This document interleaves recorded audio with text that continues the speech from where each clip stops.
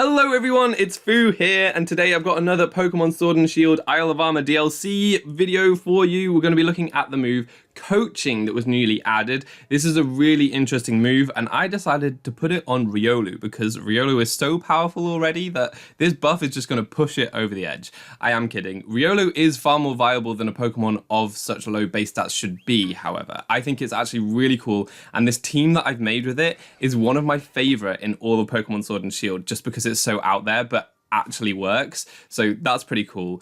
What Coaching does is it gives all ally Pokemon an attack and defense boost. Unfortunately, it doesn't boost the user, so it only boosts the ally Pokemon. But in doubles, this is a pretty useful move to use. Looking at the Pokemon that learn it, it's actually kind of interesting because most of them would want to be the recipients of something else using Coaching. They're all very powerful fighting types.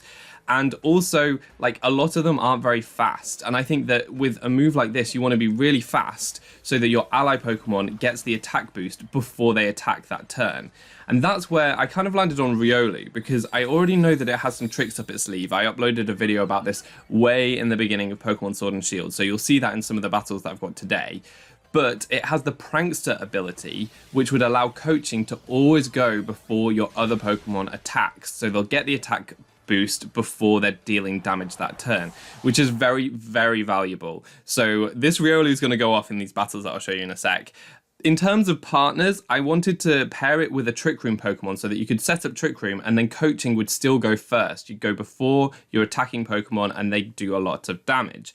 Now, Dusknoir is a very good Trick Room setter because it's so bulky and can hold the Eviolite. And Dusknoir, disappointingly, even though it evolves from Dusknoir, is nowhere near as viable usually, but it's just got a new ghost type move in Poltergeist, so I wanted to give that a go as an offensive Pokemon. I've also got an Alolan Exeggutor variant of the team, just because Alolan Exeggutor is really fun, so that'll be the second battle. The second battle has loads of cool mechanics as well, but let's get on with the first battle. In this first battle, my opponent leads off with Politoed and Kingdra. These Pokemon were introduced in the Isle of Armor DLC, and they're automatically becoming a very common lead duo because of that rain threat. But this is actually a pretty good matchup for my team. You'll see in a second what the trick behind this team will be. I'm slightly concerned about how much damage these water-type Pokemon will be outputting on this first turn, so I wasn't sure that my Dusknoir would survive like a double target water type move or maybe a helping hand max move into it to set up Trick Room. So I'm not going to just click Trick Room with my Dusknoir this turn. This is where the Riolu trick strategy comes into play. So what we're going to do is Dynamax our Dusknoir on the first turn and go for a max guard.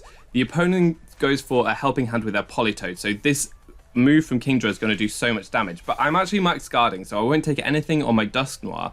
But what I can then do is go for Prankster Copycat, which copies the last move, which is Max Guard. Apart from Max Guard was based on Trick Room, which allows me to set up Trick Room before the Kingdra can even attack me.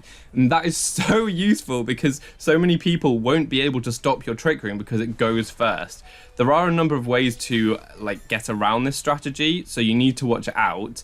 But it worked a treat in this match, and now what I can do is the following turn go for a Coaching with my Riolu. Now having got the Trick Room up, my Dusknoir is going to move before the opponents and get a massive hit off. So this is really, really great.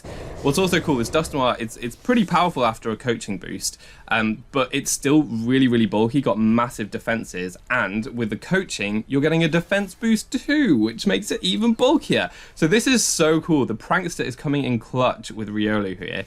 We can go for a Max Lightning. The reason I chose to target into the Politoed was, well, Max Lightning one-shots it after a Coaching, which is insane. That's really, really good, really powerful. I am a life orb Dusknoir with Max Attack Brave nature, so that's pretty cool that Dusknoir is being a threat. And most people won't see that on Team Preview. They won't think Dusknoir is the Pokemon that I need to take down.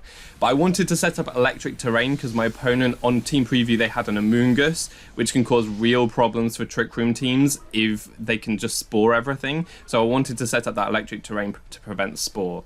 The opposing Kingdra went for a Dragon Max move, which didn't do much damage because I'm just very bulky as a Dusknoir. It's got a massive special defense stat. It did drop my attack, but that's fine because I can go for another Coaching, get another attack boost, and go for a Max Phantasm into the Kingdra to do an insane amount of damage. That's just a +1 max Phantasm based off the Poltergeist.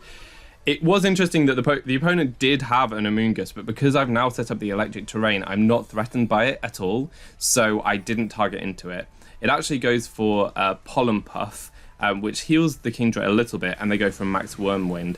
They actually don't turn out to be minus speed Amoongus because they outsped my Dusknoir, which is interesting, as in they were slower in Trick Room. The max move actually goes into my Riolu, so they waste an entire turn of max move just to take out Riolu because it's such a threat, putting on that coaching pressure and making my Dusknoir so threatening.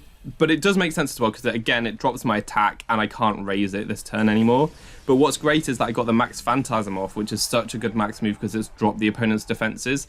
So now I've got my Torkoal in, I can easily just go for an Eruption, which will do a ton of damage to both opponents. The Rage Powder comes out interestingly, but Amoongus is not going to survive a Charcoal Eruption, so that just drops, and it allows me to go for a safe Thunder Punch into the Kingdra because it's at -1 defense. I wasn't worried about it not KOing, also in electric terrain, because I do have the Poltergeist, which does more damage, but it's got 90% accuracy, so you do have to be careful with Poltergeist. And it was just a bit safer if I went for Thunder Punch that turn. Now I'm pretty safe because I've still got a Pokemon in the back, and the opponent brings out Urshifu. I'm going to go for a Solar Beam. I wasn't sure how much this was going to do. I thought it might take it out because Urshifu's special defense is pretty low, but it actually survives on a tiny, tiny sliver of health, and that's actually not Focus Sash. So now I can go for Poltergeist, one of the best animations in the game. You can see it's a Choice Band Urshifu, and we can take that out with my Dusknoir that survived the entire battle, did so much damage, and I love using Dusknoir. It is so fun, and it hits way harder than I expected. Just with a Life Orb, Max Attack, Brave, very, very fun Pokemon to use. What's even more fun is that at +1 attack, a Poltergeist one-hit KOs Dusclops. If it's specially defensive, 100% of the time it one-hit KOs Dusclops.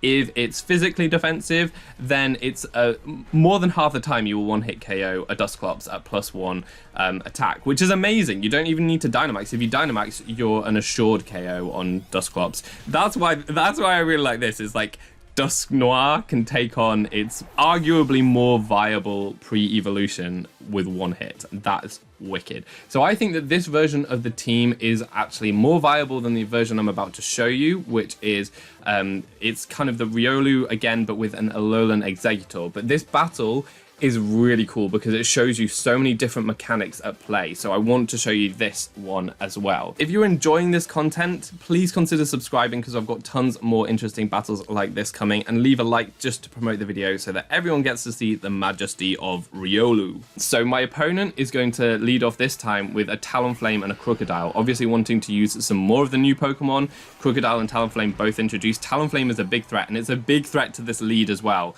because of a number of reasons. So I'm going to use the Trick Room, the Max Guard and Copycat gimmick again. What the issue with this gimmick is, when you go for Max Guard based on Trick Room, you can obviously copycat the last move, which is Max Guard. But if anything goes in between your Max Guard and your Copycat, it's going to completely disrupt the strategy. And one problem is Talonflame is faster than Riolu, so it should, if it goes for a Gale Wings attack, it will go between your Max Guard and your Copycat. So going up against Talonflame, it's always a bit risky to go for this strategy. I actually did try for this turn.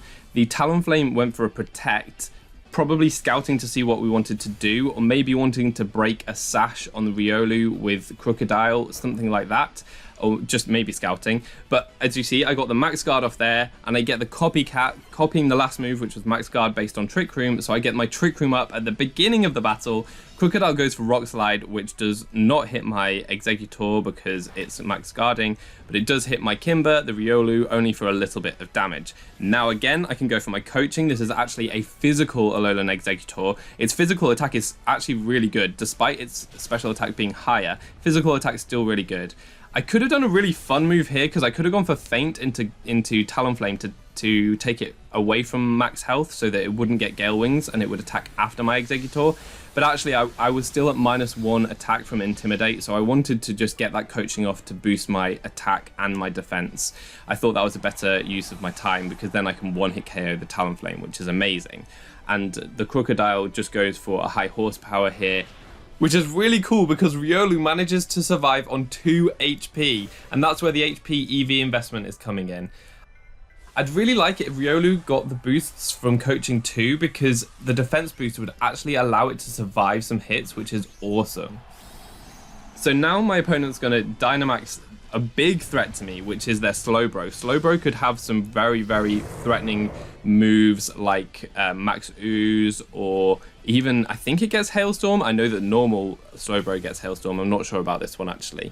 But what I'm going to do is go for another coaching. I don't really have much better to do with my Riolu at the moment. And I'm going to target into the Crocodile with a Max Overgrowth.